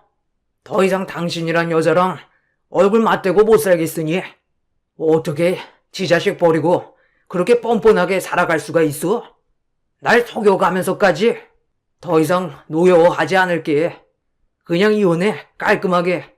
그게 애들도 바라는 일이야. 내가 무슨 죄가 있다고 이혼을 해? 잘 살고 싶어서 자식 버린 게 죄야? 당신도 내가 내조 잘해줘서 지금까지 행복했잖아. 이제 와서 왜 나한테 그러냔 말이야? 내가 내 아들 안 버렸으면 이렇게 우리가 살 수 있을 줄 알아? 고마워하기는커녕 뻔뻔해도 유분수지. 끝까지 자기 잘못은 모르는구만. 그러니까 당신이랑 이혼하겠다는 거야. 소름이 끼쳐 살 수가 없어. 알겠어? 시어머니는 70이 넘어서 이혼을 당하셨어요. 동서들도 웃긴 게 그렇게 시어머니 뒤를 졸졸 쫓아다니더니 이혼하고 나서 코빼기도 안 비치더군요.